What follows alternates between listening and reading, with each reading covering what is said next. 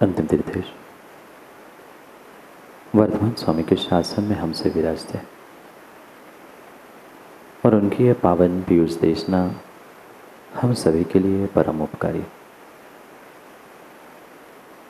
अनादिकाल से हमारी इस आत्मा में जो जन्म, जरा और मृत्यु रूपी रोग लगे, उन रोगों का उपशमन करने वाली अगर कोई औषधि है तो वह एकमात्र यह चिन्हवाणी।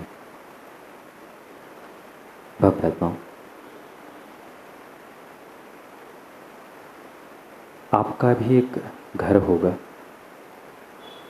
माँ, आपका भी एक घर होगा और आपका क्या, सभी का कोई ना कोई एक घर होगा।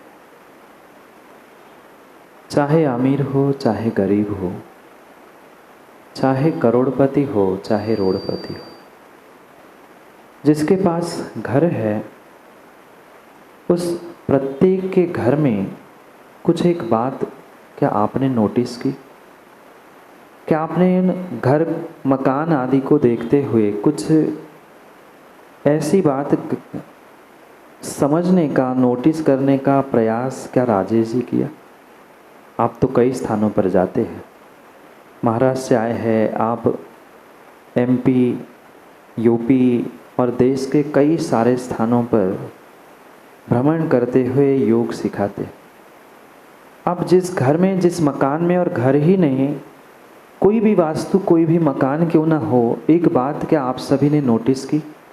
घर कितना ही सुंदर, कितना ही बड़ा, कितना ही विशाल क्यों ना हो, या छोटी से छोटा मकान और छोटे से छोटा घर क्यों ना हो, पर प्रत्येक घर में, प्रत्येक वास्तु में, प्रत्येक मकान में एक छोटी सी नाली, छोटा सा नाला जरूर होता है। चाहे वह राजमहल हो, चाहे आपका महल हो, चाहे एक छोटी सी झोपड़ी, झोपड़ा भी क्यों ना हो, पर घर में नाली देखी आप लोगों ने? माता क्यों बनाई जाती? कभी विचार किया? सुंदर मकान कितना भी सुंदर क्यों ना हो, क्यों ना सुंदर मकान हो, सुंदर राजमहल क्यों ना हो, पर छोटी सी नाली नहीं है। अगर उस मकान में, अगर उस घर में छोटी सी नाली नहीं है, छोटा सा नाल जो पानी बहने के लिए, घर में संचित मल को दूर करने के लिए अगर नहीं बना है, तो उस महल की, उस घर की, उस फ्लैट की, उस मकान की शायद कोई कीमत नहीं होती, शायद कोई कीमत नहीं होती। और मकान ही नहीं, अपितु आप अपने शरीर को भी देख लेना।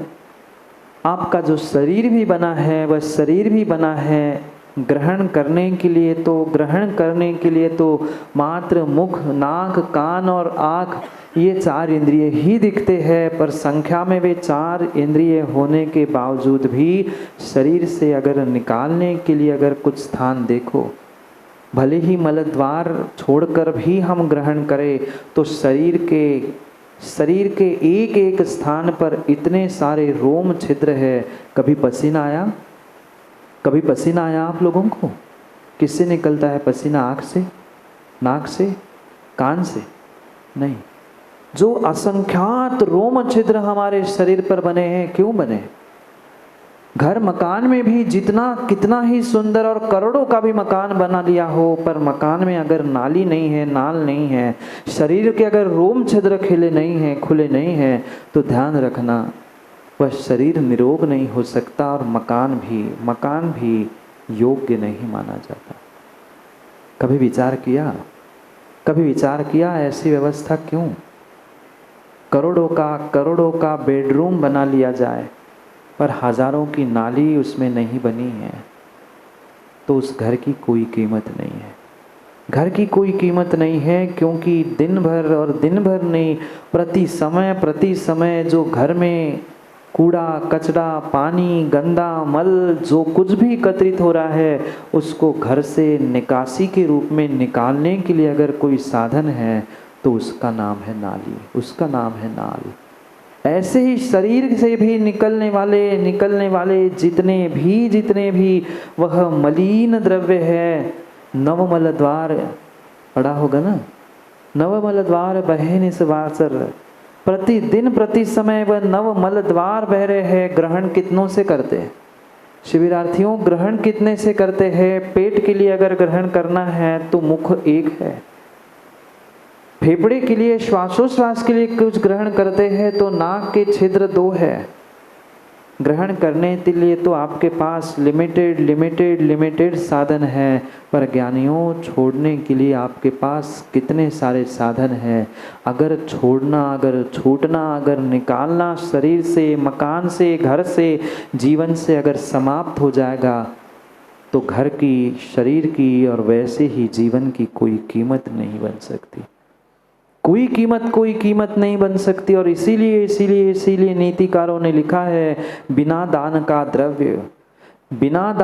द्रव्य और बिन मोरी का ताल, बिना दान का द्रव्य और बिन मोरी का ताल, कुछ दिन में ही देख लो रावण जैसे हाल।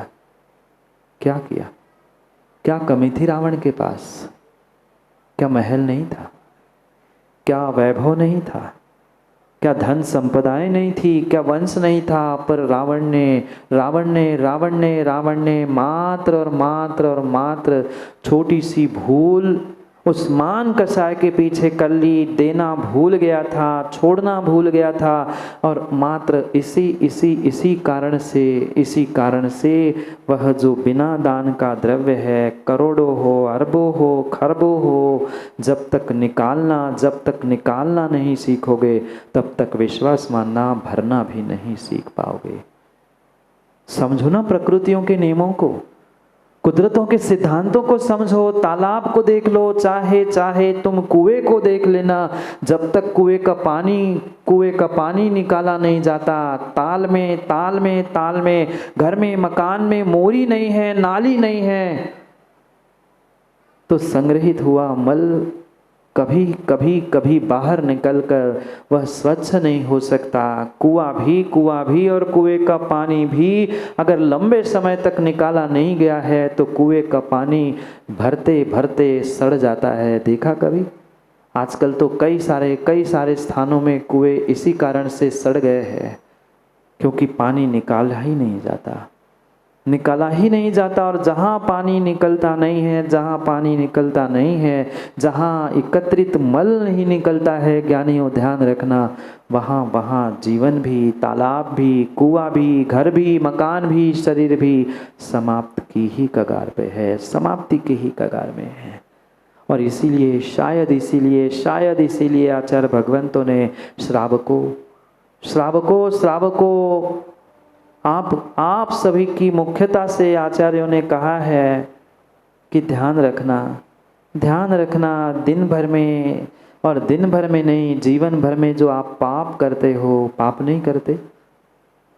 बोलो ना माँ, पाप नहीं करते? घर में गृहस्थी में पाप नहीं होता ना?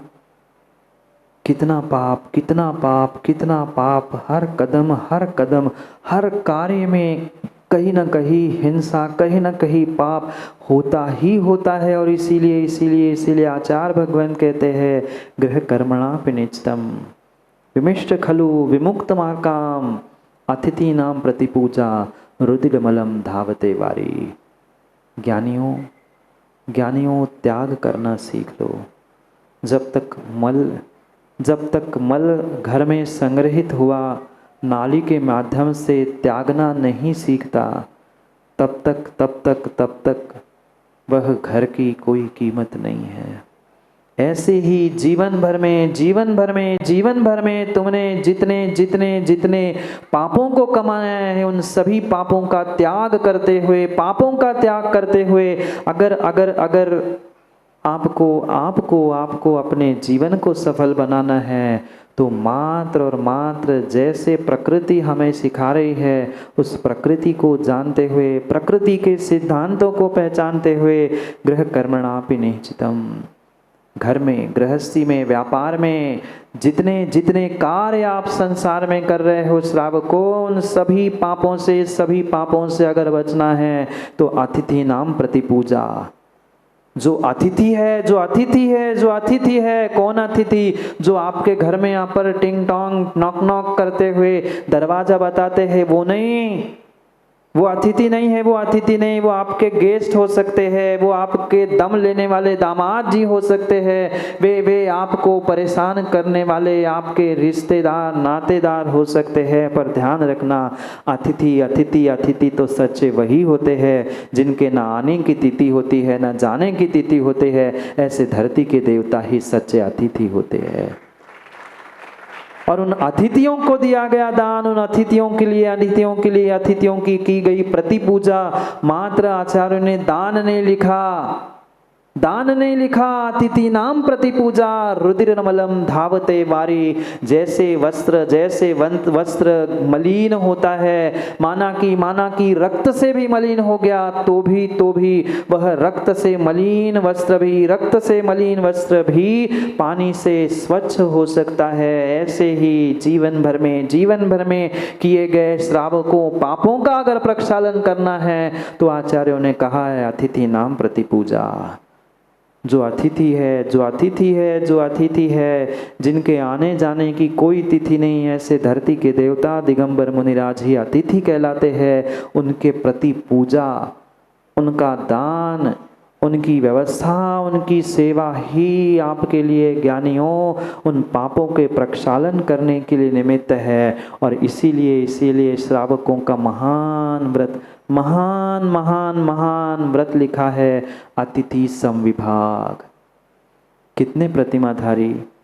कितने प्रतिमाधारी माताओं, बहुत सारे प्रतिमाधारी है। सोले का भोजन करने का समय आता है तो सबको अपनी अपनी प्रतिमाएं याद आ जाती है। ओ प्रतिमाधारियों, थोड़ा सा कान खोलकर श्रेणिक दादा सोच लो, विचार कर लो, क्या कभी प्रतिदिन भोजन की थाली पर बैठने के पहले हमने अतिथि समविभाग करते हुए उन धरती के देवताओं का, उन अतिथियों का कभी विचार किया? शिविरार्थियों, मुख को, कंठ को गीला करने से पहले कभी ये विचार किया, मैं श्रावक हूं और मेरा आद्य कर्तव्य है कि जितने त्यागी, जितने व्रती है, पहले मैं उनको सम्मान पूर्वक भोजन कराऊं और फिर मैं अपने मुख में, अपने कंठ में पानी डालूं। ये कभी प्रतिमाधारियों विचार आया? हमें तो पहले अपना भोजन दिखता है, हम बढ़िया अपना भोजन कर लेते हैं और फिर सोचते हैं कि एक आध दो चार की व्यवस्था कर ले। ये श्रावकों आपके व्रत नहीं है, ये आपका कर्तव्य नहीं है। कर्तव्यों में भी कुंद भगवान कहते हैं कि दानम पूजा मुखम। कुंद भगवान ने अखिलेश पंडित पूजा नहीं कही। जो अध्यात्म की चरम सीमा दिखाने वाले कुंद भगवान हैं, वे रयणसार ग्रंथ में श्रावकाचार समझाते हुए कहते हैं दानम पूजा मुखम। अगर आपका कोई मुख्य कर्तव्य है तो दान है। पूजा बाद में कही। सबसे पहले कुंद भगवान ने भी श्रावकों आपके लिए दान कर्तव्य कहा है। वे कहते हैं दानम पूजा मुखम सावय धम्मो न सावया तेण विना। पी के जैन साहब, वो श्रावक ही नहीं है। मुझसे मिलने नहीं आना, मुझसे लड़ने भी नहीं आना, कुंद भगवान से मिलना। कुंद भगवान आचार्य भगवान तीर्थंकर भगवान कह रहे हैं, जो दान पूजा करना नहीं जानता, दान धर्म करना नहीं जानता, वह श्रावक कुल में जन्मने के बावजूद भी श्रावक ही नहीं है। ध्यान रखना, छोड़ना दान नहीं है, छूट जाना दान नहीं है, छुड़वा लेना दान नहीं है। स्वेच्छा से गदगद परिणामों के साथ जो हम चार प्रकार के दानों में संलग्न हो रहे हैं, ज्ञानियों, वास्तव में वही सच्चा दान है। क्योंकि आचार्यों ने त्यागो दानम कहा है, छोड़ो दानम नहीं। अंतर समझ में आया? छोड़ो दानम नहीं, छूटा दान नहीं है। छोड़ा हुआ तो कई बार छूट चुका, कई पर्यायों में छूट चुका। छोड़ना नहीं है, छूटना नहीं है।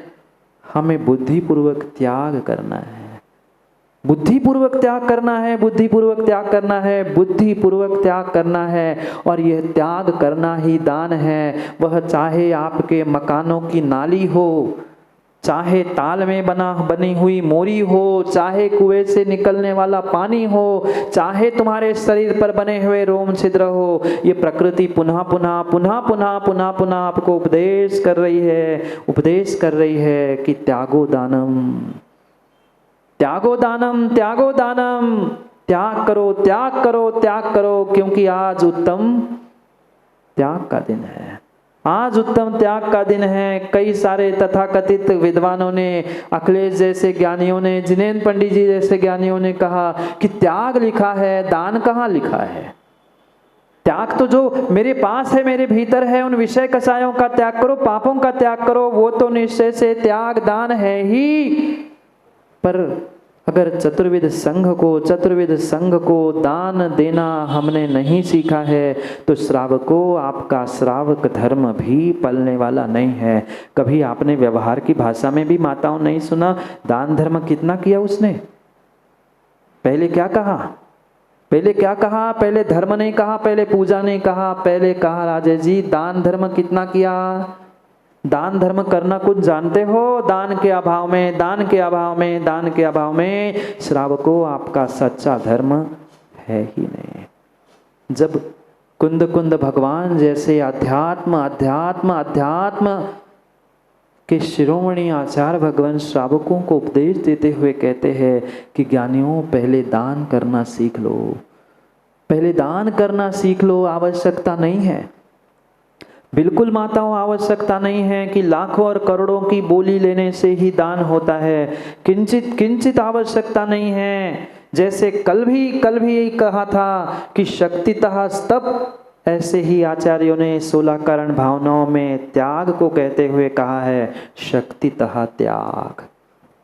मेरी जितनी गुंजाइश है उतनी गुंजाइश से हमें त्याग और दान करने की आवश्यकता है। पहले ममत्व का तो त्याग हो जाए, तभी तो जेब से रुपया टका और घर से कुछ द्रव्य निकल कर माँ दान हो सकता है, अन्यथा होने वाला नहीं है। गजब की बातें आचार्यों ने लिखी है। एक बातों को हमें प्रकृति से समझना है। गृह कर्मणापि निश्चितम, घर में दिन में पुनः पूछ रहा हूँ, बोलो ना दिलीप भाई, पाप नहीं होता ना? व्यापार में हिंसा, झूठ, चोरी, कुशील, परिग्रह और घर गृहस्थी में नहीं किया ना आज तक आप लोगों ने? फिर उन पापों को धोने के लिए कहाँ जाओगे? नदी में कितनी डुबकी लगा लेना, कितना ही स्नान कर लेना, पर स्नान से प्रक्षालन नहीं, अपितु दान से प्रक्षालन होने वाला है। व्यक्ति स्नान से स्वच्छ होना चाहता है, स्नान से नहीं, दान से प्रक्षालन होगा, दान से पापों का प्रक्षालन होगा। कितने व्रतियों का संकल्प है माताओं, अतिथि संविभाग। क्या मुनिराजों को आहार देकर ही प्रतिदिन आहार ग्रहण करते हैं? ये मत कहना महाराज हर साल, हर दिन, हर वर्ष हमारे यहाँ तो कोई त्यागी व्रती होता नहीं है, मुनिराज होते नहीं हैं, संघ होता नहीं, हम कैसे दान करें? अरे दान हम साक्षात करें ना करें, क्या हम भाव भी नहीं संजो सकते?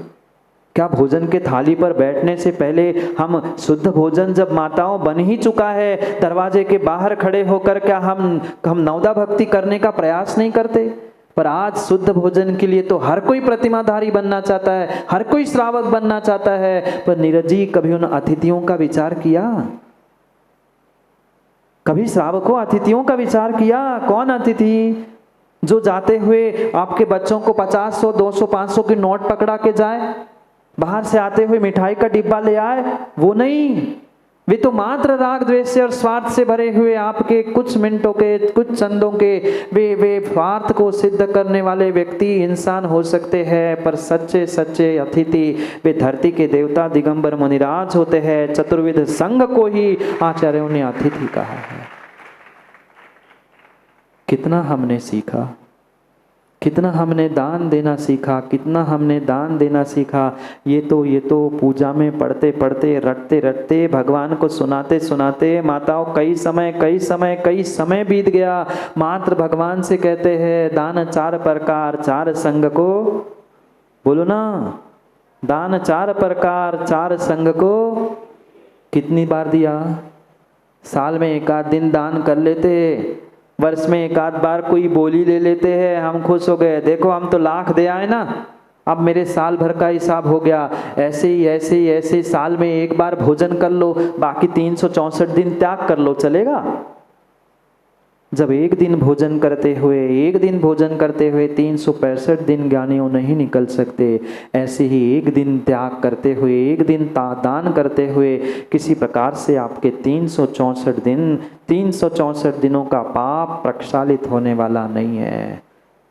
प्रतिदिन दान करने का व्याख्यान आगम में लिखा है। पुनः मैं कह दूं, करोड़ों दे देना, लाख दे देना, ये कोई दान नहीं होता। हमारे स्वयं का जो द्रव्य शक्ति के अनुसार दे रहे हैं, चाहे तुमने मंदिर में 54 58 रुपया 5 रुपए भी डाले हैं ना, तो वो भी आपका दान है, क्योंकि अनुग्रहार्थम स्वस्याति सर्गो दानम, दूसरे के अनुग्रह के लिए जो मैं अपने स्वयं के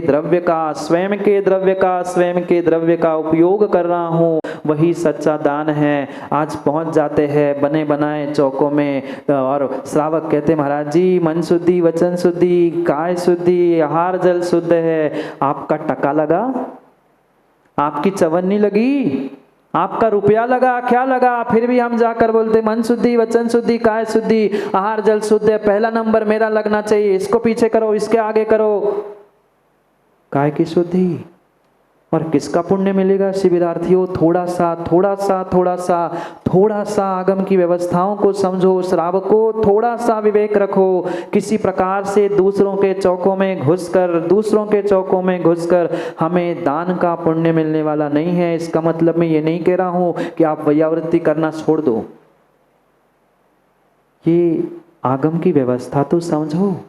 अगर हमारा ही द्रव्य नहीं है, हम अपने लोभ कषाय का ही विसर्जन नहीं कर पा रहे हैं, फिर दान किस बात का? दान किस बात का? दान किस बात का? हमारी गांठ से तो चवन्नी खुल नहीं रही है और फिर हम कह रहे हैं आज हमने महाराज को पड़गा के आहार दिया। हमने क्या दिया? किसका पुण्य चाहते हैं और कैसा पुण्य चाहते हैं? आजकल तो मंदिरों की और महानगरों की व्यवस्था ही पता नहीं किस दिशा में समाज को और किस दिशा में धर्म को ले जा रही है। मंदिरों में भी बली बनाई थाली मिल जाती है, बढ़िया मंदिर की ही धोती पहन ली, मंदिर की भगवान, मंदिर का ही द्रव्य, मंदिर की बर्तन, पानी भी मंदिर का, सब मंदिर का, और पुण्य विशाल भाई चाहते हम घर ले जाए। मिलेगा?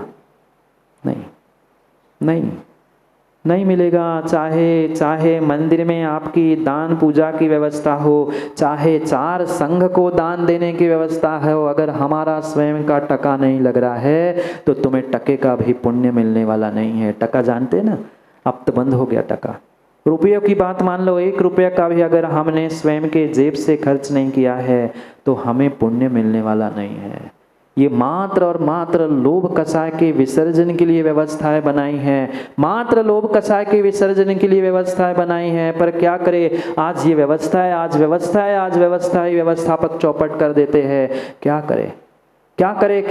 जिन क्षेत्रों में, जिन स्थानों में, जिन मंदिरों में जाकर देख लेना, आज श्रावक पूजा करने के लिए, मुनिराजों को दान देने के लिए 50 बार विचार करता है। फिर व्यवस्थापक भी सोचते हैं चलो बहुत अच्छी बात है, हम एक रख लेंगे। क्यों संजीव भाई? एक पेड़ रख लेंगे, क्या होगा? करता रहेगा वह व्यवस्था।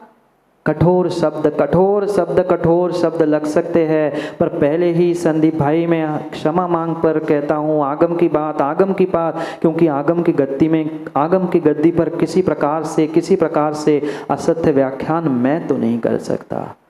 जो कठोर शब्दों में आचार्य भगवंतों ने लिखा है, आज की विडंबना शायद उनको पहले से ही पता थी कि पंचम काल में ऐसे भी धर्मात्मा हो सकते हैं जिनको दान देने में, पूजा करने में इंटरेस्ट नहीं है, मात्र फोटो खिंचवाने में, नाम प्रशंसा प्राप्त करने में इंटरेस्ट है।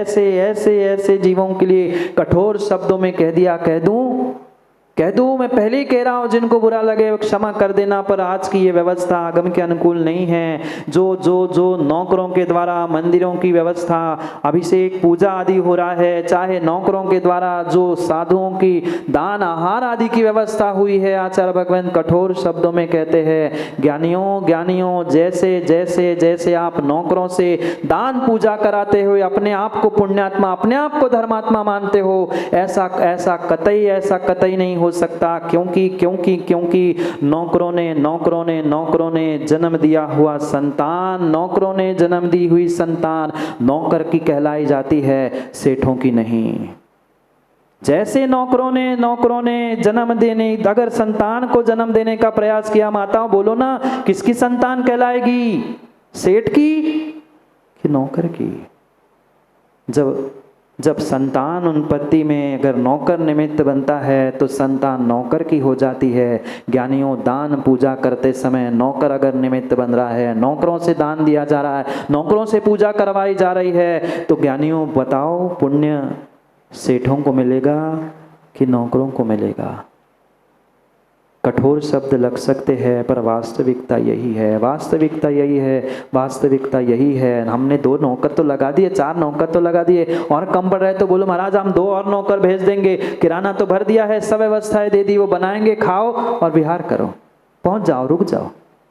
नहीं, श्रावकों अपनी जिम्मेदारी समझो, श्रावकों अपना कर्तव्य समझो, श्रावकों अपनी जिम्मेदारी, अपना कर्तव्य पहले सबसे पहले समझना होगा, तभी तुम श्रावक कहलाने योग्य हो। अन्यथा श्रावक कुल में, जैन कुल में जन्मने के बाद भी धिक्कारने योग्य हो। क्यों माताओं, घर में भोजन नहीं बनता?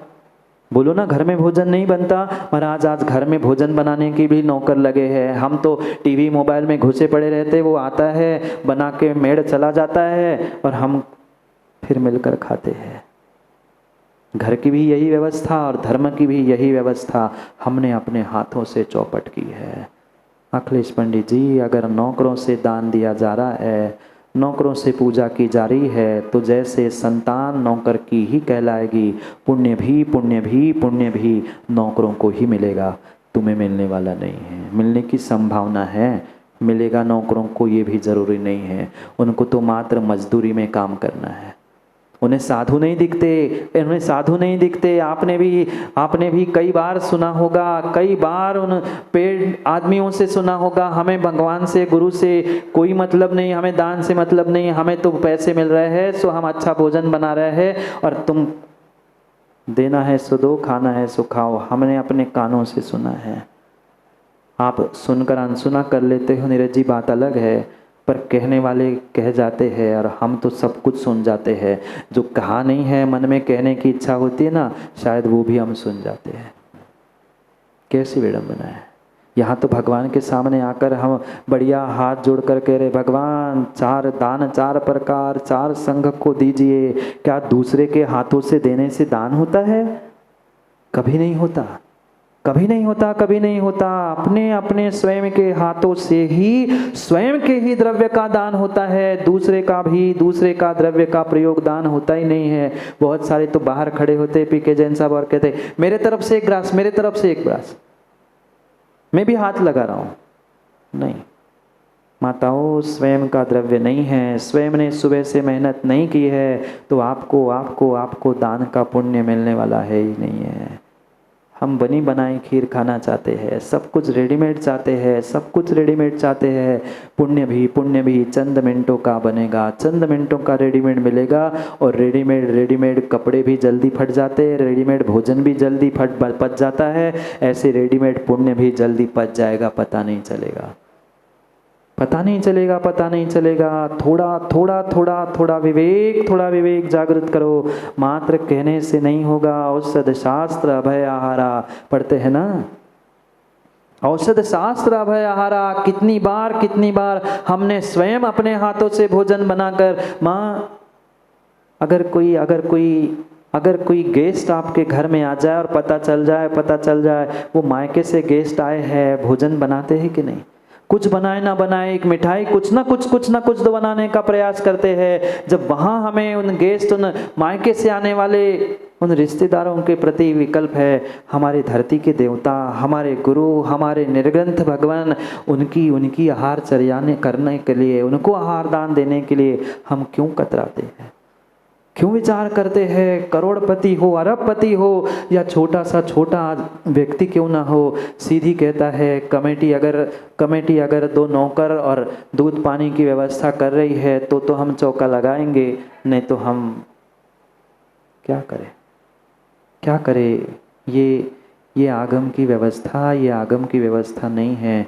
ये मात्र जागे जी यहाँ की नहीं, कई सारे महानगरों की विडंबना है। हम तो पूरे भारत में घूम के आ गए, विहार करके आ गए। विहार में भी कई बार बड़ी समाज मिली, पर लिप्टन वहाँ भी लोगों ने कह दिया अब वो संघपति का चल रहा है ना, हम वही आके आहार दे के चले जाएंगे, आप कहो तो खा के भी चले जाएंगे। खा के भी चले गए लोग। कैसी विडंबना है। बस हमारे घर में आकर लगा लो।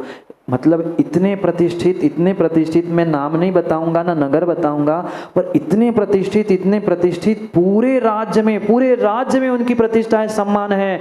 वह सरकारी गाड़ी तक उनको मिली है, पर संजीव भाई उन्होंने कह दिया हमारे पास कुछ भी नहीं है, सभी द्रव्य मात्र हम बर्तन देंगे, पड़घान के लिए पहुंचेंगे, आपका ही आदमी आएगा, आप ही दूध पानी की सबकी व्यवस्था करो, बस हमारे घर में हम पड़घान करेंगे, हमारे घर में चौका लगेगा, सबको ये पता चले कि सेठ जी का चौका था। हम तो ऊपर सामायिक कर रहे थे, वे नीचे चर्चा कर रहे थे भैया जी से। अब हाँ बोले सो समस्या, ना बोले सो समस्या। कहा दूसरी जगह दो, धर्मशाला में जगह देंगे नहीं, जगह कहाँ? हमारे घर में ही है, करना यही पर है, पर हम कोई सहयोग करेंगे नहीं। क्या यही श्रावकों माताओं आपकी जिम्मेदारी है? माँ बोलो ना, क्या यही आपकी जिम्मेदारी है? यही आपकी जिम्मेदारी है। आचार्यों ने उन घरों को घर कहा ही नहीं है, उन मकानों को घर कहा ही नहीं है, उन बिल्डिंगों को घर कहा ही नहीं है, उन घरों को, उन मकानों को आचार्यों ने शमशान घाट कहा है। शमशान घाट कहा है। जिनके घरों में निर्ग्रंथों के आहार नहीं हुए हैं, उनके मकान शमशान घाट है। आपके नहीं कह रहा हूँ, आप तो दूध को धुले हो, आप थोड़ी हो, पर आचार्यों ने जो कहा है उनकी बात मैं कह रहा हूँ। जिनके घरों में, जिनके मकानों में, जिनके हवेलियों में अगर निर्ग्रंथों के चरण रज आहार चौके के लिए नहीं पड़े हैं, तो उनका महल भी शमशान घाट से भी गया बीता है। अपने शमशान घाट अपने घर में जाकर देख लेना कि घर है कि शमशान घाट है। पहला दान आहार दान कहा है। पहला दान आहार दान का है। भले ही पूजा में औषध शास्त्र अभय आहार ये अंतिम स्थान पे रखा है, पर ध्यान रखना आखिरी में सर्वोत्कृष्ट वस्तु होती है। बोलने के क्रम में भी आखिरी में बड़ा व्यक्ति बोलता है, लिखते क्रम में भी पीछे बड़े का ही सम्मान रखा जाता है। ऐसे ही भले ही आखिरी स्थान पर लिखा है सर्वोत्कृष्ट, और सभी दानों को समाहित करने वाला अगर कोई दान है तो वह आहार दान है। आहार दान है। कभी श्रावकों ये भी तो विचार करो कि किनको हम आहार दान करा रहे हैं। कोई सामान्य श्रावक नहीं, जो बनने वाले अरहंत है, बनने वाले सिद्ध है, उन भावी सिद्ध, उन भावी अरहंतों के हाथ पर हमें आहार दान देने का मौका मिल रहा है। पर क्या करे, आज हर कोई मान सम्मान इसका भूखा है। मान सम्मान मिल जाए तो लाखों करोड़ों भी देने के लिए तैयार है, पर चोरी छुपे ऐसे स्थानों पर व्यक्ति दान देना नहीं चाहता जहां नाम नहीं लिखा जाता। एक मंदिर में हमने अपने आंखों से देखा, मतलब वो गुल्लक होती है ना, गुल्लक पे लिखा था गुप्त दान महादान। क्या लिखा था? गुप्त दान महादान। ये तो सब जानते हैं गुप्तदान महादान। उनने बढ़िया बड़े अक्षरों में उस पेटी पे लिखवा के रखा था गुप्तदान महादान, क्योंकि हर कोई नहीं दे सकता। ठीक है, सही भी बात है, गुप्तदान महादान ऐसे कहा है, चोरी छुपे दो, इस हाथ से दो, इस हाथ को पता ना चले, ऊपर के जेब से दो तो नीचे की जेब को पता ना चले, यही व्यवस्था सही है। पर सत्य घटना बता रहा हूँ, एक क्षेत्र में लिखा था बहुत बड़े अक्षरों में उस पेटी पे, गुप्तदान, बोलो ना, गुप्तदान महादान, ये बहुत बड़े अक्षरों में लिखा था। और उसके ही नीचे लिखा था अमुक चंद के द्वारा ये पेटी प्रदान की। ऊपर क्या लिखा? ऊपर क्या लिखा? गुप्तदान महादान। और नीचे छोटे से अक्षरों में, इतना भी छोटा नहीं था, पढ़ने में आया, पर उससे थोड़े छोटे अक्षरों में लिखा था फलाने फलाने चंद ने अमुक अमुक की स्मृति में, इतनी बड़ी 2 पट्टियां नीचे लगी थी। ऊपर क्या लिखा माँ? बोलो ना, ऊपर क्या लिखा? गुप्तदान, और नीचे अपना नाम चिपका कर कह रहे हैं गुप्तदान महादान। दूसरों को तो कह रहे हैं गुप्तदान करो, और हम ये क्यों भूल जाते हैं, ये क्यों भूल जाते हैं, ये क्यों भूल जाते हैं? अरे अरे अरे, तुमने पुण्य किया है, दान किया है, धर्म की है, पूजा की है, तो विश्वास मानना, आज नहीं तो कल, आज नहीं तो कल, कभी ना कभी, कभी ना कभी वह दान फलीभूत होगा होगा होगा। पर व्यक्ति आज ही चाहता है, क्या करे, दान को भी, दान को भी, दान को भी, धर्म को भी आज व्यक्तियों ने मात्र व्यापार बना के रखा है, व्यापार बना के रखा है। 2, 4, 5, 100, 200 डालते हैं और भगवान से भी भीख मांग के आ जाते, भगवान मैं ऐसा करूँगा, मैं वैसा करूँगा, मेरा ये हो जाए, मेरा वो हो जाए, मैं इतना दान दे दूँगा। ये दान की व्यवस्था नहीं है, दान की व्यवस्था नहीं है, दान की व्यवस्था नहीं है। राजर्षि अमोघ वर्ष महाराज कहते हैं, अपने शिष्य के द्वारा प्रश्न पूछने पर उत्तर देते हैं। शिष्य ने पूछा, गुरुजी आप हमेशा कहते हो श्रावकों को, हम व्रतियों को कि दान करो, दान करो, दान करो, तो क्या मात्र पैसे मंदिर में छोड़ाना ये दान है? क्या मात्र किसी दूसरे के चौके में जाकर हम धाबा बोलकर वही की सामग्री उठाकर मुनिराज के हाथ में दे आना ये दान है? कि मात्र जिनवाणी रखी है वो उठाकर मात्र गुरु के हाथ में दे देना ये दान है? क्या बनी बनाई वह औषधि उनको पिला देना ये दान है? गुरुजी बताइए दान है क्या?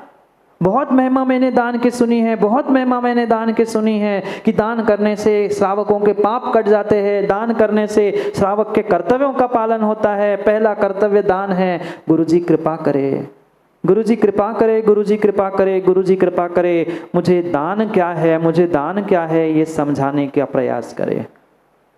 गुरुजी ने कहा, बेटा दान समझना है, बेटा दान समझना है, दान समझना है, थोड़ा सा समय तुम्हें बैठकर समझने की आवश्यकता है। गुरुजी अपने शिष्य को समझाने लगे।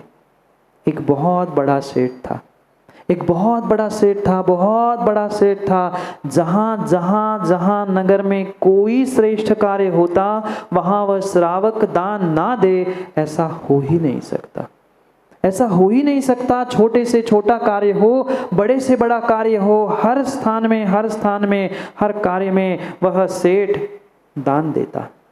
और दान देने के निमित्त से समाज ने उनका नाम ही पुण्यंकर सेठ रख दिया। क्या रख दिया? पुण्यकर, पुण्यंकर।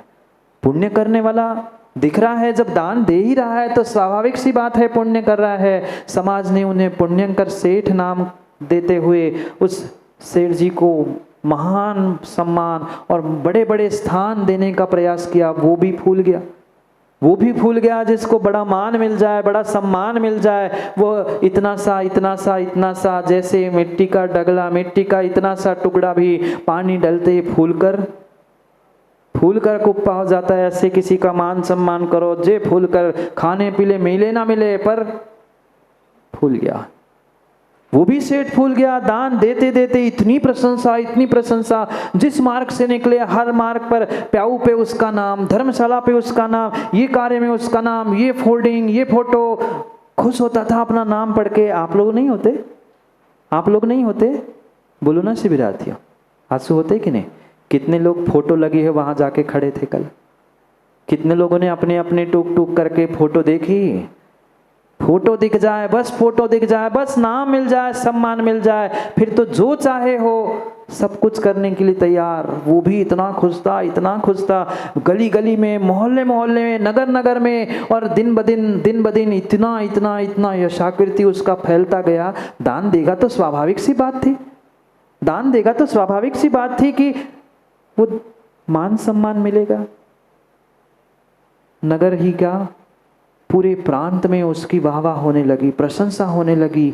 वो और फूल कर कुप्पा होने लगा, और अपने आप में इतना इतना इतना अहंकार, इतना अहंकार, इतना अहंकार में चूर चूर हो गया कि भूल चुका था कि मेरे भी पहले दिन कुछ और थे। मेरे पहले दिन कुछ और थे। व्यक्ति बहुत जल्दी माताओं भूल जाता है। सबके दिन एक से नहीं होते, सब दिन एक से, शिविरार्थियों, सबके दिन एक से नहीं होते, सब दिन भी एक से नहीं होते। मत भूलो। दिन बदलने में समय नहीं लगते, दिन बदलने में समय नहीं लगते। रोडपति करोड़पति भी हो जाता है, और करोड़पति मिनटों में रोडपति भी हो जाता है। वह रोड पर घूमने वाला सेठ बन चुका था, गली मोहल्ले में नाम छप रहे थे, प्रशंसा से फूल रहा था।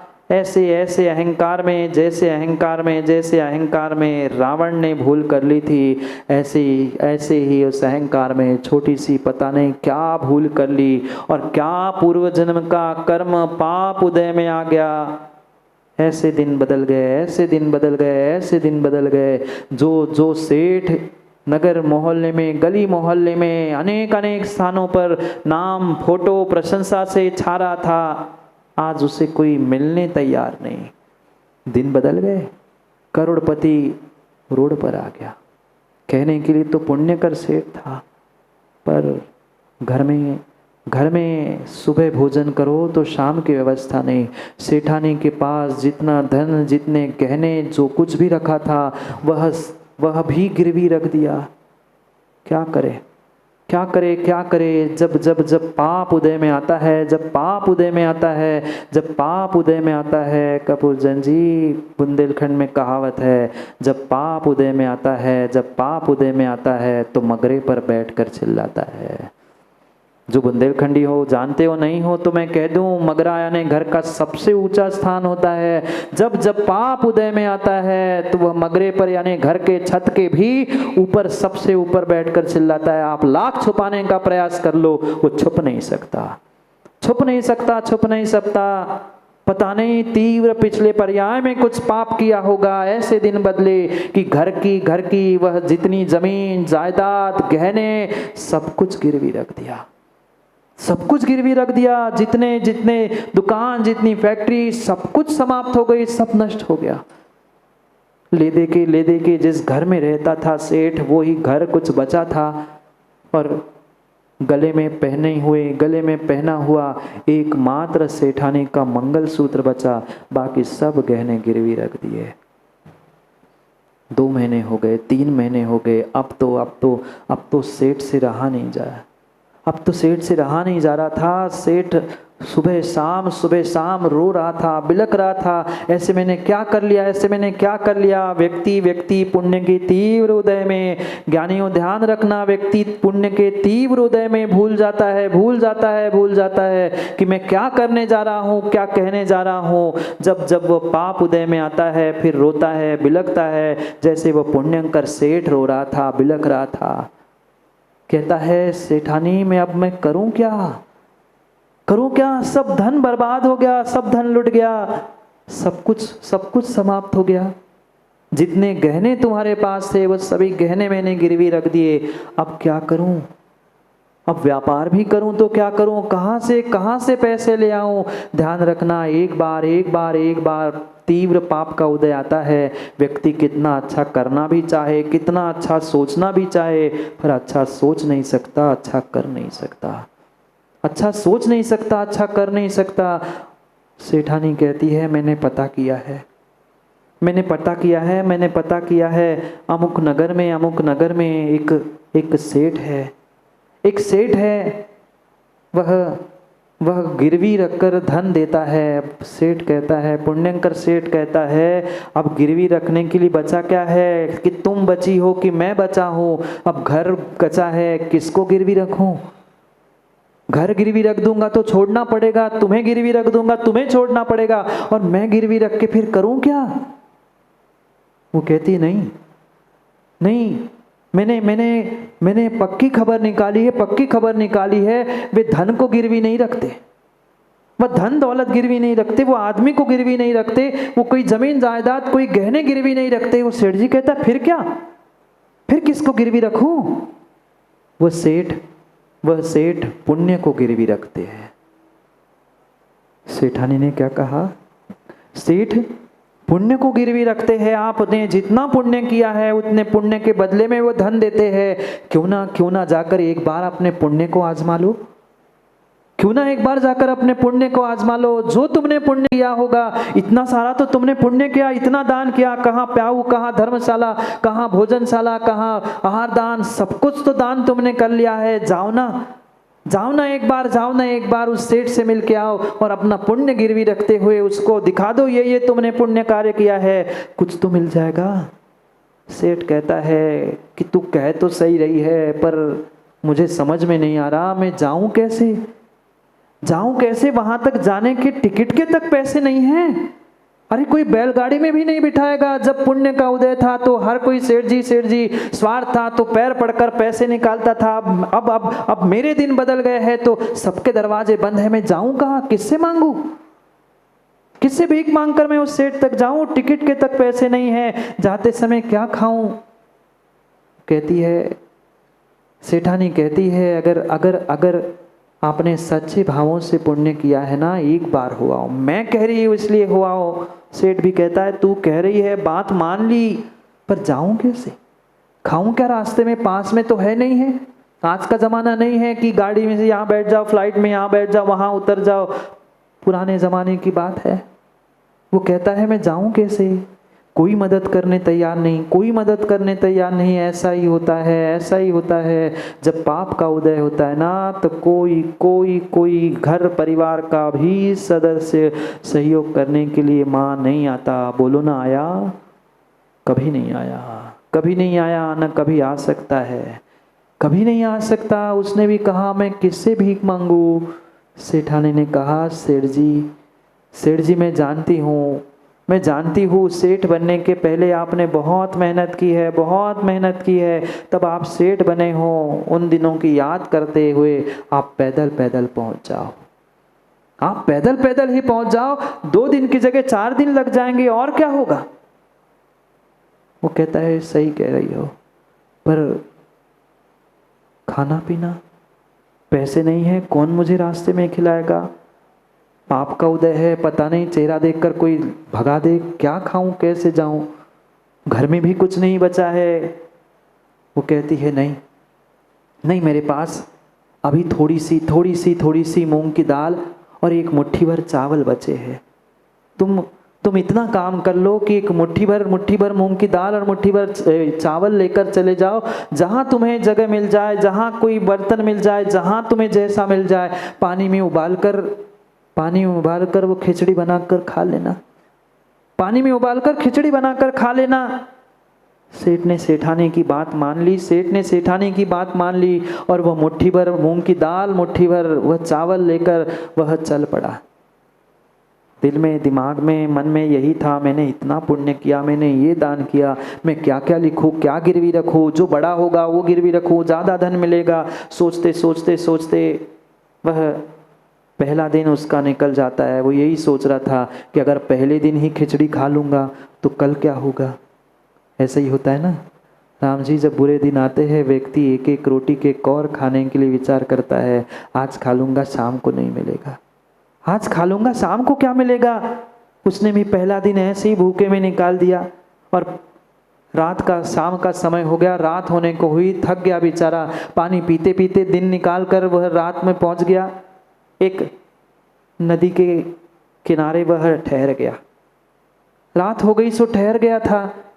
रात में अंधेरे में उसे कुछ समझ में नहीं आया, थका हारा था, वह वही निद्रा को प्राप्त होता है, अच्छी गहरी नींद को प्राप्त होता है। और जैसे ही सुबह प्रातः काल होने ही वाली थी, ब्रह्म मुहूर्त होने ही वाला था, इतने में काफ़ी कुछ चहल पहल वो सुनता है।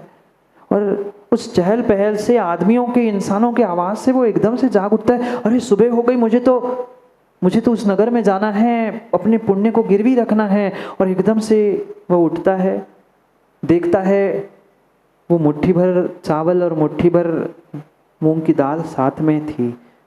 सोचता है कि चलो, रात भर तो मैं ऐसा पड़ा रहा, पता नहीं, मुझे लगा कि शायद वो भी समाप्त हो जाए। वो देखता है इस नदी के किनारे, इस सुनसान जगह पे इतनी चहल पहल क्यों है? क्या हो गया यहाँ पर? कुछ विपदाएं तो नहीं है, कुछ दुर्घटना तो नहीं घटी? वो धीरे धीरे धीरे धीरे कदम रखते हुए दबे पांव पहुंचता है। पहले देखूं तो हो क्या रहा है। एक पेड़ के पीछे से वो देखता है, पेड़ के पीछे से देखता है, कुछ दुर्घटना नहीं।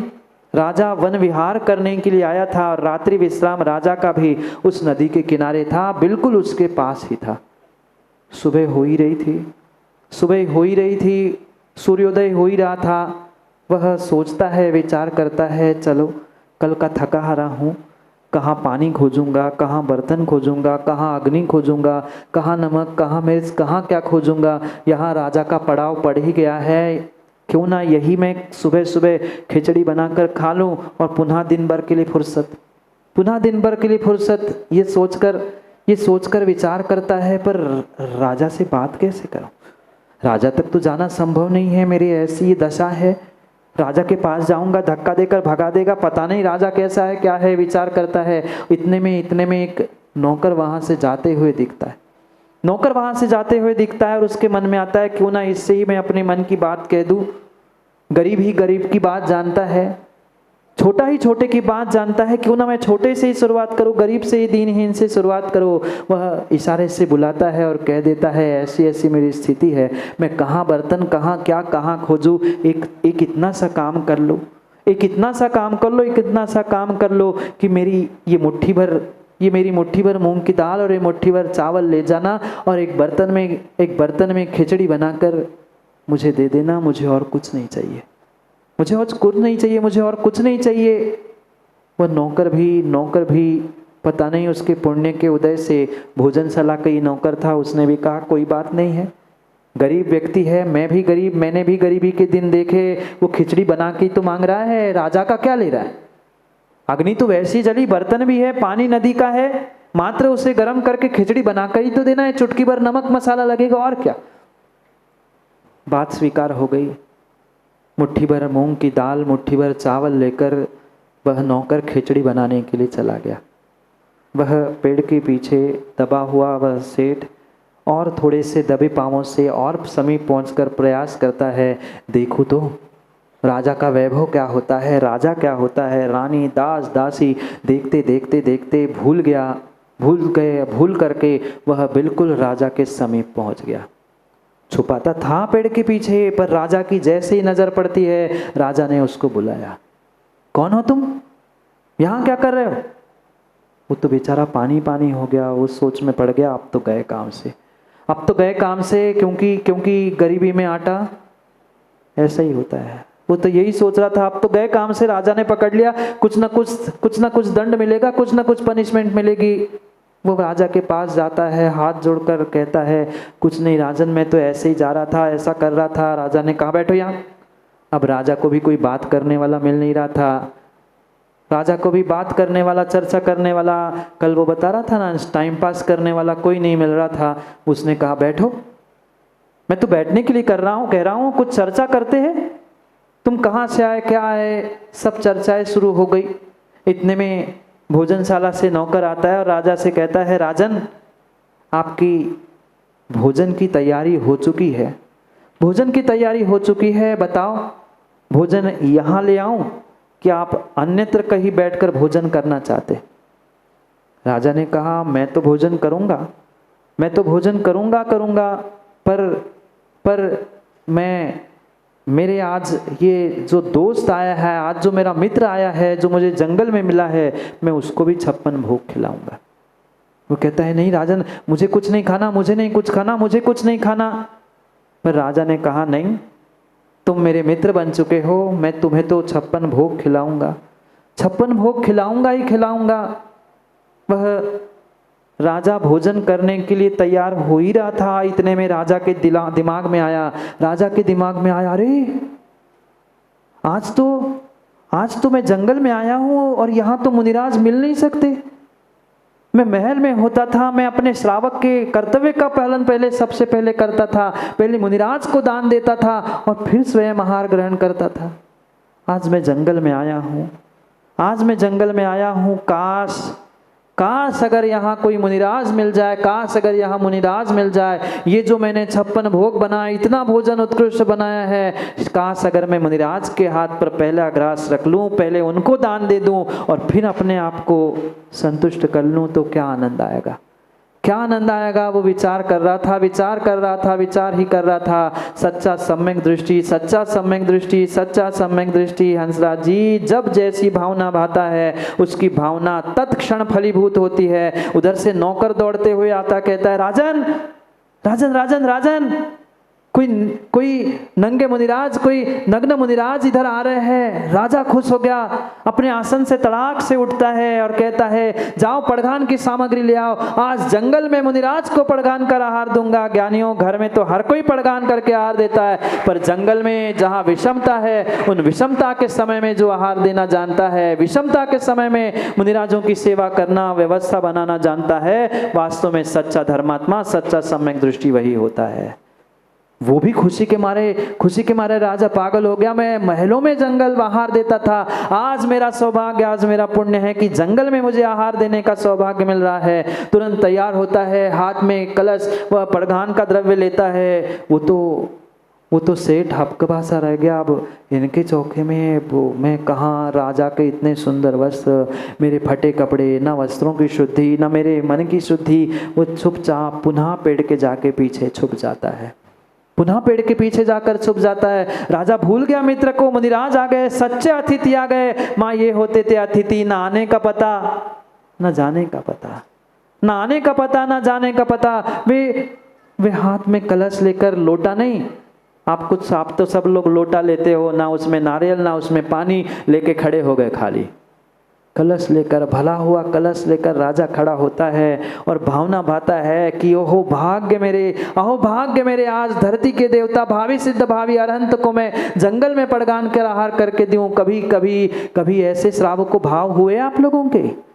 कभी ये भावना भाई हम शिखर जी पहुंचे, आज शायद हमें अगर मुनिराज मिल जाए, जो शाश्वत तीर्थ भूमि है, करोड़ों मुनिराज जहाँ से मुक्ति को प्राप्त हुए, वहाँ कभी हम समय निकालकर चौका लगाकर पड़घान करने का निर्णय करके पहुँचे नहीं। वहाँ तो अनेक भोजनशालाओं में सुबह शाम अलग अलग भोजन चाटने खाने तो इंसान घूमता है, पर कभी समय लेकर ये नहीं सोचता कि वहाँ जाकर भी मुनिराज का पड़घान हम करें, भूल जाता है। वह राजा पड़घान के लिए खड़ा होता है और पुण्यात्मा के नियोग से तो मुनिराज तो सहज ही पड़क जाते ही है। अब जंगल में राजा अकेला था, मुनिराज की भी पड़गान की विधि शायद राजा की कलश की हो, जो भी हो, मुनिराज वहां आकर खड़े हो गए। राजा ने पड़गान किया, नवदा भक्ति पूर्वक राजा ने मुनिराज को, धरती के देवता को उच्चासन प्रदान किया। उच्चासन प्रदान करते हुए पूजा सभी नवदा भक्ति पूर्ण हुई और मुनिराज को आहार प्रारंभ होने से पूर्व थाली दिखाई गई। आप भी दिखाते हैं ना थाली। 56 भोग बने थे। अब राजा का पड़ाव था, सीधी छोटी सी बात थोड़ी है। एक सामान्य श्रावक भी जो स्वयं नहीं खाता, उससे कई अधिक गुना आहार में बनाकर खिलाना चाहता है। फिर तो राजा के 56 भोग बने थे, थाली दिखाई जाती है। मुनिराज की पता नहीं प्रदीप जी क्या कौन सी विधि थी, जितने 56 भोग बने थे वे सभी 56 भोग एक करते हुए पूरी थाली खाली। एक थाली, दूसरी थाली, तीसरी थाली, चौथी थाली, पांचवें थाली में उस पुण्यंकर सेठ की मात्र इतनी सी खिचड़ी बची थी। मात्र खिचड़ी और पानी छोड़कर सभी सामग्री मुनिराज ने अलग कर दी। पूरी सामग्री मुनिराज ने अलग कर दी। वो चोरी छुपे सेठ बाहर से देख रहा था, अरे मेरी खिचड़ी, मैंने मुट्ठी भर चावल, मैंने मुट्ठी भर मूंग की दाल दी थी, राजा का सब भोग निकल गया, 56 भोग निकल गए। राजा को जबकि पता नहीं था, पर जिसका द्रव्य था उसको बोध था, जिसका द्रव्य था उसको बोध था। वह दरवाजे से चोरी छुपे खिड़की से देख रहा था, मैं ना दिखूं पर कम से कम जो खिचड़ी मैंने मां लगता है ना, मैंने जो बनाया वो चल जाए, मैंने जो बनाया वो चल जाए। वो भी खुश था, वो भी खुश था।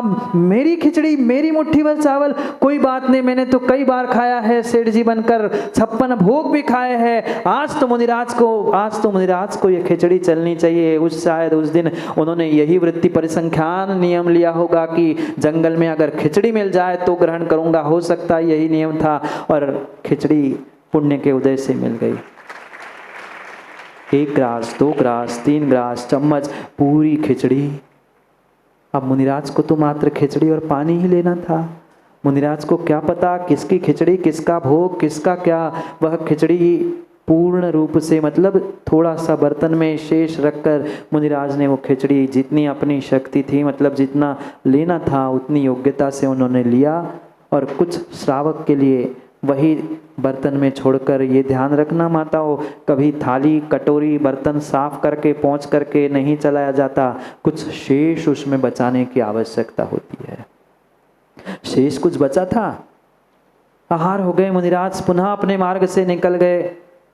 और जैसे ही राजन पुनः थाली पर बैठता है, वह उसको नौकरों के द्वारा खबर मिलती है कि ये जो खिचड़ी थी ना, राजन जो आज खिचड़ी थी, आज अपने अपने भोजनशाला में खिचड़ी बनी ही नहीं थी अपने पास।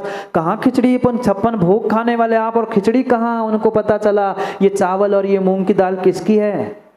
ये चावल और ये मूंग की दाल जो जिसको आप मित्र कह रहे हो ना, उस व्यक्ति की है, उस गरीब व्यक्ति की है, फटे कपड़े पहने हुए। वो तो राजा था, महान संपदा का, विभूतियों का राजा था। वो उस छोटे से सेठ के चरणों में झुक जाता है, चरण स्पर्श करता है। अगर सेठ जी आपकी खिचड़ी नहीं होती तो आज निर्गंथ मुनिराज मेरे घर से निकल जाते। आज तो मैं तुम्हें भूखा छोड़ ही नहीं सकता, आज तो आपको 56 भोग मैं खिलाऊंगा। पहले राजा ने उस सेठ का सम्मान करते हुए भोजन कराए, और फिर राजन ने भोजन किया। नीरज जी, आपने कितने अतिथियों का, पहले व्यवस्थापकों का भोजन कराया और फिर स्वयं करा? कभी विचार किया हम अतिथियों का कितना सम्मान करते हैं माँ? सोचना, विचार करना। उस सेठ ने खिचड़ी, उस सेठ की खिचड़ी चली इसलिए राजा इतना खुश हो गया। अगर सेठ नहीं आता, अगर वो व्यक्ति नहीं आता, उसे नहीं पता था सेठ है, वो तो व्यक्ति गरीब मानकर उसका चरण स्पर्श करते हुए कह रहा था, अरे मित्र तू नहीं होता, तेरी खिचड़ी नहीं होती, तेरे चावल तेरी मूंग की दाल नहीं होती, तो आज निर्ग्रंथ मुनिराज मेरे घर से भूखे चले जाते। कितना हो भाग्य है, मेरे करोड़ों की, लाखों की, अरबों की संपदा धिक्कारने योग्य है। तेरी मुट्ठी भर चावल और मूंग की दाल से बनी हुई खिचड़ी धन्य है। इसलिए तो कहा है, साईं इतना दीजिए, जामे कुटुंब समाए, मैं भूखा ना रहूं, साधु भूखा ना जाए। साधु भूखा ना जाए। नगर में साधु आकर माताओं धिक्कार है, जो अपने स्वयं के हाथों से चौका लगाकर शुद्ध भोजन बनाकर पड़घान करके आहार नहीं दे पा रहा है, वह श्रावक धिक्कारने योग्य है। यहाँ तो कह रहे हैं सब मिल जाए, पर देने का समय आता है तब हम व्यवस्थाओं में उलझ जाते हैं, हम पता नहीं कहाँ भूल जाते हैं। इसलिए कहा, मैं भूखा ना रहूं, साधु भूखा ना जाए। अगर आपकी धरा से, आपके नगर से, आपके मंदिर से, आपके स्थान से अगर साधु भूखा जा रहा है तो तुम्हारा श्रावक कुल में जन्म लेना धिक्कारने योग्य है। किस बात के श्रावक, किस बात के हम प्रतिमाधारी? श्रावकों का, प्रतिमाधारियों का, प्रतिमाधारी नहीं, जैन कुल में जन्मने वाले प्रत्येक श्रावक को अपने गुरुओं का उपकार मानते हुए उनके इस व्यवस्था में संलग्न होना ही होगा। तभी कुछ काम बन सकता है, अन्यथा काम होने वाला नहीं है। समय हो गया, अभी तो बात पूरी हुई नहीं है। समय हो गया, बात पूरी नहीं हुई है। वो सेठ 56 भोग खा के अब इतना पेट भर गया, 2 दिन तो बिना भोजन के और सच्चे सम्यक दृष्टि का पेट, सच्चे सम्यक दृष्टि का पेट भोजन करके नहीं, मुनियों को दान देके, मुनियों को आहार देके ही भर जाता है। मुनियों को आहार देकर ही पेट भर जाता है। वो भी भरा पेट जाता है, दौड़ता है, दिन सुबह शाम भागते भागते चौथे दिन जाकर उस सेठ के दरवाजे पर दस्तक सुबह सुबह देता है। सोच रहा था कि चलो कुछ तो दिन बदल जाएंगे। पहुंचता है सेठ जी के पास एक तराजू था। कौन? जिसके पास वह पुण्य गिरवी रखने गया था, उसके पास एक तराजू था। सेठ जी इस तरफ बैठे थे, वह पुण्यंकर सेठ उस तरफ बैठा था। वो सेठ जी कह रहे थे, तुमने अभी तक जितना जितना पुण्य किया है, जितना जितना दान, जितना जितना धर्म किया है, एक एक पर्ची पर लिखते जाना, एक एक पर्ची पर लिखते जाना, एक एक पर्ची पर लिखते जाना। पर्ची पर वो लिखता गया, मैंने अपने नगर में इतने प्याऊ बनाए हैं, पर्ची डाल दी, परड़ा उठा नहीं। मैंने इतनी धर्मशालाएं बनाई, दूसरी पर्ची डाली, परड़ा उठा नहीं। तीसरी पर्ची डाली, मैंने इतनी भोजनशालाएं बनाई, परड़ा उठा नहीं। चौथी पर्ची डाल दी, मैंने गरीबों को इतना भोजन कराया, पर्ची उठी नहीं। मैंने इतना दान किया, मैंने अमुक किया, मैंने अमुक किया। पर्ची पर्ची पर्ची पर्ची करते करते पर्ची का ढेर लग गया, पर परड़ा उठा नहीं। वो सेठ कहता है, तूने किया क्या? तू तो कह रहा है मैं बहुत पुण्यात्मा, बहुत दान धर्म करने वाला हूं और नाम तेरा पुण्यंकर है, ये क्या? एक पर्ची रखते ही पर्दा उठना चाहिए था, पर पर्दा उठा ही नहीं, क्या किया? वह सेठ भी, पुण्यंकर सेठ भी विचार करने लगा, मैंने तो इतना दान किया, पर क्या बात है, क्या बात है? पुण्य क्यों नहीं मिला, पुण्य क्यों नहीं मिला, पुण्य क्यों नहीं मिला? वो भी विचार में पड़ गया। जो सेठ गिरवी रख रहा था, उसने कहा, शायद शायद शायद सेठ जी, मुझे ऐसा लग रहा है कि जहाँ जहाँ आपने दान लिखा, जहाँ जहाँ दान आपने दिया है, वहाँ वहाँ आपने अपनी पटिया लगाई है। प्याऊ पर हाँ, भोजनशाला पर हाँ, दान दिया हाँ, फोटो खींचे, नाम लिखा, सम्मान प्राप्त किया, बस। सेठ जी ने कहा, बस बस बस, तूने तो व्यापार किया, तू भूल गया था गुप्त दान महादान। ये तूने क्या किया? ऐसी कोई बात याद करो, ऐसी कोई बात याद करो, ऐसी कोई बात याद करो जो तुमने बिना इच्छा बिना आकांक्षा के दान रूप की हो। थोड़ा सा कुछ विचार करो। ये पर्चे तो तेरे कोई काम के नहीं, ये पर्चे हटा दो। सेठ जी ने वो लिखे हुए सब पर्चे अलग कर दिए और कहा, कोई एकाध छोटा सा ही ऐसा कोई काम याद कर लो, दान याद कर लो, जिसमें कोई तुम्हारी इच्छा आकांक्षा नहीं छुपी थी, कोई इच्छा कोई आकांक्षा नहीं छुपी थी। शिष्य ने प्रश्न पूछा था, याद रखना, शिष्य ने गुरुजी से प्रश्न पूछा था और गुरुजी उस सेठ जी की कथा, राजा की कथा, पुण्यंकर की कथा सुना रहे थे। वह कहते कहते गुरुजी कहते हैं, वह सेठ विचार में पड़ गया कि क्या लिखूं। उतने में उससे याद आता है, माँ किसकी याद आती है? रास्ते में चलते चलते जंगल में जो मुट्ठी भर चावल और मुट्ठी भर मूंग की दाल से बनी हुई खिचड़ी, जो उसका द्रव्य था, जबकि उसने अपने हाथों से नहीं दिया था, पर दान स्वयं के द्रव्य था। अनुमोदना पूर्ण रूप से थी, विषमता उसके वस्त्रों की थी, विषमता उसके शुद्धि की थी, इस कारण से उसने अनुमोदना की थी। आज का कोई पुण्यात्मा कहे, महाराज जी नौकर दे रहे हैं, हम भी तो अनुमोदना कर रहे हैं, हमें पुण्य मिल जाए ना पुण्यकर सेठ जैसा। नीरज भाई नहीं मिलेगा। पूजा में भी पढ़ते हैं ना अखिलेश पंडित जी, हाथ दे जा खाए खोया बह गया, अपने हाथ से दो। वह दान उसने पर्ची पर लिख दिया, मैंने 1 मुट्ठी चावल और 1 मुट्ठी मूंग की दाल की खिचड़ी बनवाई थी और वह खिचड़ी मुनिराज के हाथ पर पहुंची और मात्र उन्होंने उस दिन खिचड़ी का ही आहार किया था। पर्ची इतनी ही लिखकर उसने जैसे ही उस तराजू पर रख दी, तराजू का दूसरा पलड़ा इतना धड़ाम से ऊपर उठ गया, वह अभी तक जितना नहीं उठा था, वह सेठ भी खड़ा होता है और वह हाथ जोड़ता है, धन्य है तुम्हारा दान, ये है सच्चा तुम्हारा पुण्य, ये है सच्चा दान। किम दानम? शिष्य ने पूछा, किम दानम? गुरु कहते हैं, अनाकांक्षा। आकांक्षा से रहित ज्ञानी तुमने जो दान दिया है वही वही सच्चा दान है। इधर जैसे ही मात्र खिचड़ी मैंने दान में दी थी, मुट्ठी भर, माँ कितना, मुट्ठी भर चावल और मुट्ठी भर मूंग के दाल का ऐसा वजन ऐसा वजन ऐसा वजन पड़ा। वह सेठ जो गिरवी रख रहा था उसने भी कहा आज तक इतना ऊंचा उठता हुआ इस परडे को मैंने कभी नहीं देखा। धन्य है तेरा पुण्य, धन्य है तेरा दान, धन्य है तेरी अनाकांक्षा, इच्छा से रहित, मान सम्मान से रहित जो तुमने गुप्त दान किया था। ये गुप्त दान का बिना आकांक्षा के बिना इच्छा के दिए हुए दान का फल है।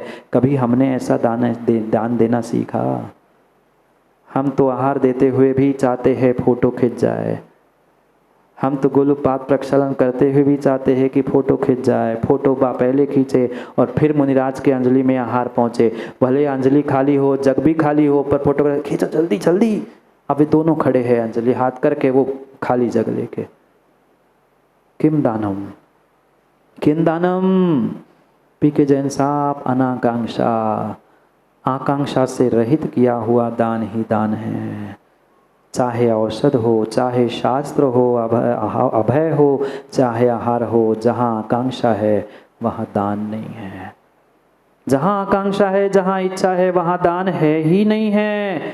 बिना इच्छा, बिना आकांक्षा, बिना बदले के, बिना स्वार्थ की भावना से जो हमने लुटा दिया है, चाहे किसी भी स्थान पर हो। पर आजकल व्यवस्था बन चुकी है, सीधी सीधी धमकियाँ और सीधे सीधे डराया जाता है। तुम इस मंदिर से जुड़े हो ना, तुम्हें यही दान देना है, उस संघ में आहार नहीं दोगे, उसमें दान नहीं दोगे। आज की विडंबना है, आज की विडंबना है। वहाँ कैसे तुमने दान दिया, अब वही चले जाओ, हमारे मंदिर नहीं आना, हमें नहीं मानना। ऐसे भी दिलीप भाई हमने देखे हैं, ऐसे त्यागी व्रती तक हमने देखे हैं। तुमने उनका चतुर्मास क्यों किया, तुमने उनके संग में बोली क्यों ली, तुमने उनको क्यों पड़गान किया, आज से हमारे संग में आना ही नहीं, आशीर्वाद देना तक बंद कर दिया। क्या मात्र श्रावकों के लिए धर्म कहा है? सबके लिए कहा है, सबके लिए कहा है, सबके लिए कहा है। और उत्तम उत्तम उत्तम त्याग तो सबसे पहले निर्ग्रंथ मुनिराजों के लिए कहा है, महाव्रतियों के लिए कहा है। और महाव्रती ही नियम देते हैं कि अमुक अमुक को ही चौका लगाना, अमुक को नहीं लगाना। मैं जीता जागता प्रमाण हूँ, झूठ नहीं कह रहा हूँ। संजीव भाई हमने बताई थी घटना, अक्षय तृतीया की, विनायका जी अक्षय तृतीया के दिन समाज वालों ने कह दिया था हम चौका नहीं लगाएंगे। बाद में पता कर दिया तो अमुक सागर ने कहा था कि आप अमुक संघ के अलावा दूसरों को चौका नहीं लगाओगे। कायोत्सर करवा के सभा में वह नियम दिलाया गया था। विचार करना श्रावकों, हम भी तो विवेक रखे, हम भी तो विवेक रखे, हम भी तो विवेक रखे कि ये आपका हमारा कर्तव्य है। जो चाहे साधु हो, नमो लोए सब साहुणम स्वीकार करते हुए हमें सभी को दान देना सीखना होगा, सभी को दान देना सीखना होगा। और इसीलिए आचार्यों ने कहा है जो अभय दान है उस अभय दान के ही अंतर्गत, अभय दान के अंतर्गत अगर सात स्थानों में दान देना आपने सीखा है तो वही 7 स्थानों पे दान दिया हुआ आपका सप्त परम स्थान में ले जाने के लिए निमित्त बन सकता है। जिन बिंबम जिनागारम जिन यात्रा महोत्सवे जिन तीर्थम जिनागमम जिन आयतानि सप्तधा।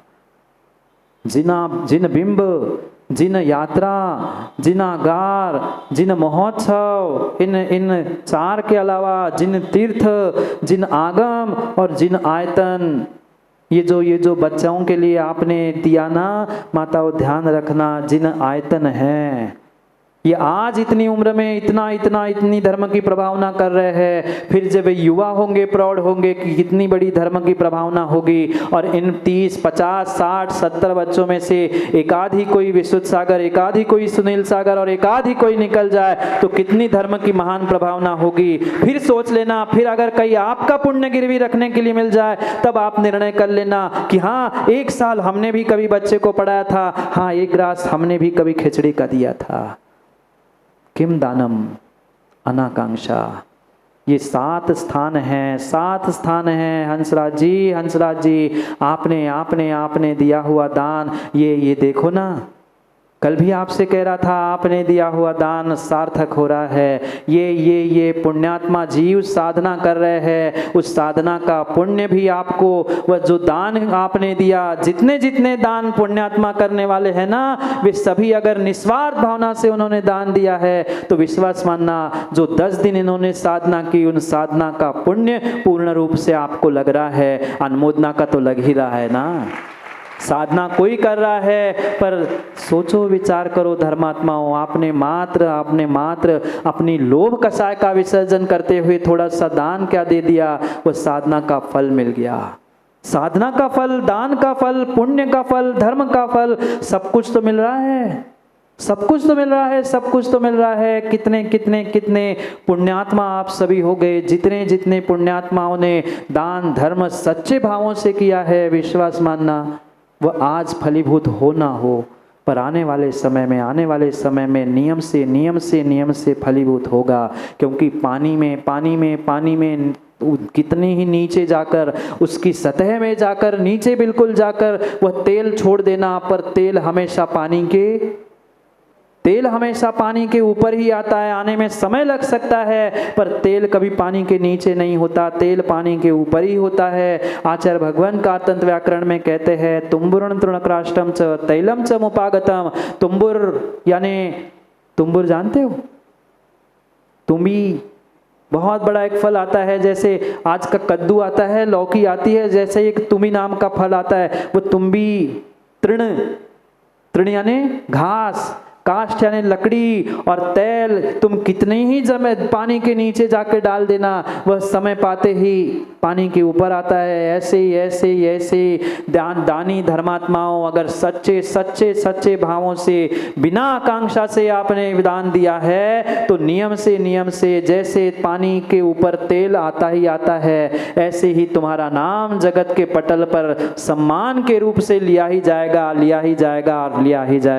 इसलिए ध्यान रखो, दान 4 प्रकार, 4 संग को दीजिए, औषध, शास्त्र, अभय और आहार।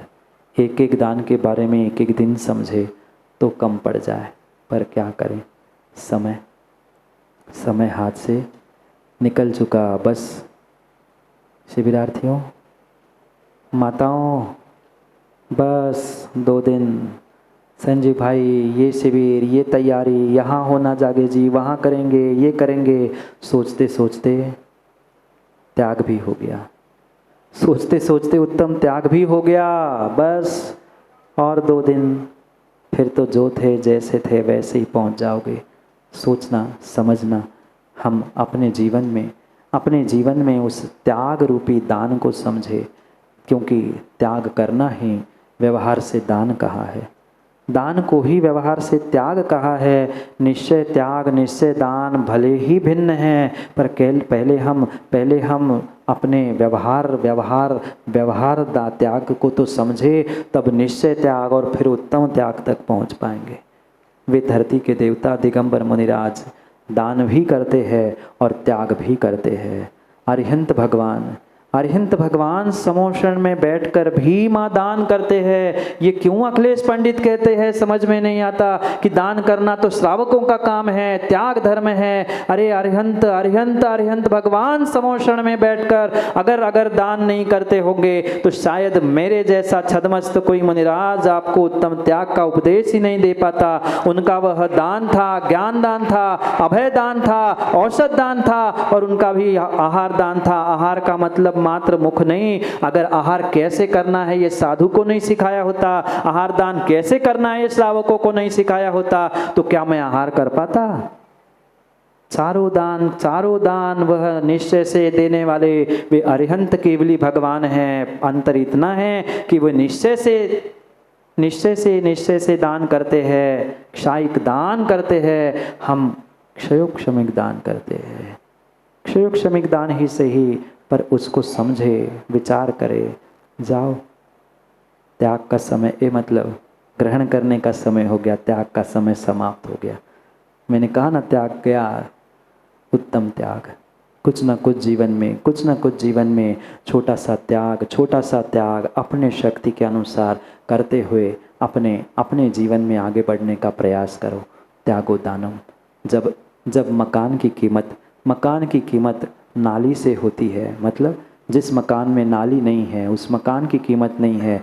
जिस शरीर के रोम छिद्र समाप्त हो गए हैं वह उसके शरीर की भी लंबी आयु नहीं है। ऐसे ही बिन दान का द्रव्य और बिन मोरी का ताल, बिन दान का द्रव्य और बिन मोरी का ताल, कुछ दिन में ही देख लो रावण जैसे हाल। बनना है रावण? बोलो हाँ, नहीं तो सोच लो, विचार कर लो। मात्र निर्ग्रंथों के आहार दान से कितने कल्याण करके चले गए। और आहार दान से नहीं, समय तो हो रहा है, पर लखनऊ के ज्ञानियों को और लखनऊ के माताओं को और विशेष करके नीरज भैया को मैं कहना चाहता हूँ कि ऐसे भी जीव हो गए जिन्होंने जीवन में कभी आहार दान नहीं दिया, पर माँ प्रतिदिन घर के बाहर पड़घान करने के लिए खड़े होते थे। आगम में कथा आती है, एक सेठ सेठानी प्रतिदिन घर के बाहर आहार करने के लिए, नवदा भक्ति करने के लिए खड़े होते थे। संजीव भाई एक दिन भी आहार नहीं दिया, पूरा जीवन निकल गया, एक बार भी उनको पुण्य के उदय से निर्ग्रंथ मुनिराज भावी सिद्ध भावी अरंत नहीं मिले। पर मात्र और मात्र प्रतिदिन पड़घान करना, नवदा भक्ति करना, शुद्ध भोजन करते हुए सभी मुनिराजों का निर्विघ्न आहार हो, ये भावना भाने का फल ऐसा मिला कि कुछ भवों में वो सिद्ध बन गए।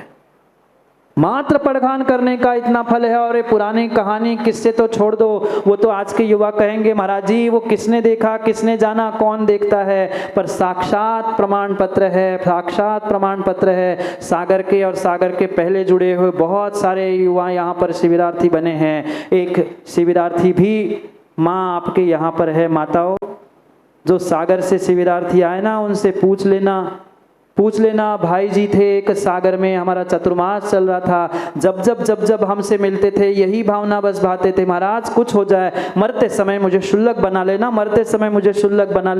महाराज बनूं ना बनूं पर मुझे शुल्लक जरूर बना देना। क्यों सिणिक दादा जानते हो ना भाई जी को, उनकी धर्मपत्नी है। दोनों ने पता नहीं युवाओं कैसे दिन बदलते हैं, कैसे दिमाग बदलते हैं, समय नहीं लगता। जो बुलेट पर पीछे कट्टा रख के चलने वाला इंसान, बुलेट पर कट्टा समझते ना, पिस्टल रखकर चलने वाला इंसान गुरु के शरण में आके ऐसा बदल गया। पति और पत्नी दोनों ने 7 प्रतिमाएं धारण की। अभी तो सुनो, अभी तो रुको, बाद में बजाना एक साथ तालियां। 7 प्रतिमा क्या ले ली, दोनों ने शुद्ध भोजन करना शुरू कर लिया। घर में एक साथ रहते हुए भी भाई बहन जैसे कोई अलग अलग स्थान पे रहते थे, पर सोचो विचार करो, एक घर एक मकान में रहते हुए भी 7 प्रतिमा प्रतिदिन वह पड़घान करते थे। कॉलोनी के लोग उन्हें पागल कहने लगे। नगर में कोई साधु है नहीं है, पूरे सागर में कोई नहीं है, तुम्हारे कॉलोनी में तो छोड़ो, वह 5 से 10 किलोमीटर तक कोई साधु नहीं है, क्या पागलपन है। लिया लोटा कलश पड़घान करने खड़े हो गए। सभी कॉलोनी वालों ने खूब हंसी मजाक उड़ाया।